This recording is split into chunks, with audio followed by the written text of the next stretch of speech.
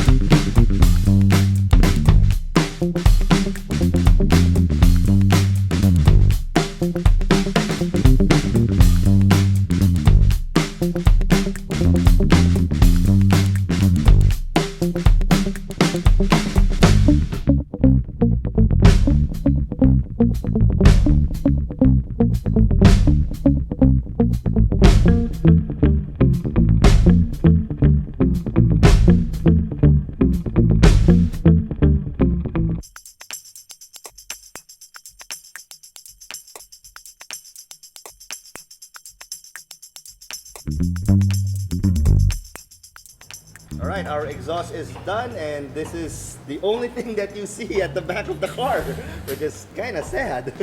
90% of exhaust you really don't see because obviously it is under the car. The muffler that we're using is a 3/8 Borla Pro XS, and then it ends with a nice shiny Borla tip. The correct size, by the way, for diesel SUVs is actually 3 inches. It's not 2 inches, it's not 2.5. So if other shops are trying to sell you 2.5 inches, umalis ka na kasi walang alam nyo mga yun. They're all dumb and they're all stupid for telling you that, oh, you need to have a 2.5-inch exhaust. And by the same note, HKS bolt-on exhaust from Thailand makes no power because it's the same size as stock. So how can it possibly make more power if the size is the same? So wala rin kwenta yun. You're just buying it for the name and the nice shiny rainbow tip. That's it. There's no performance gain whatsoever. So you're just throwing your money away.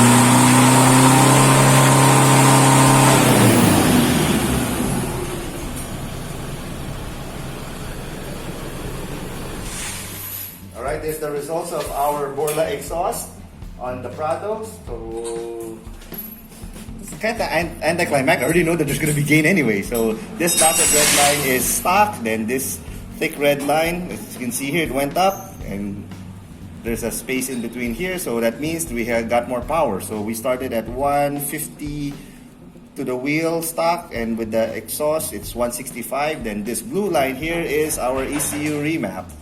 Tawid 200, 203 to be exact, and torque actually increased from 400 to a little bit under 500 also. Malaki dito in the mid-range, from 2.6 all the way up to about 3.2. Sarap to pag-overtake. So yeah, very good results for our Land Cruiser Prado diesel.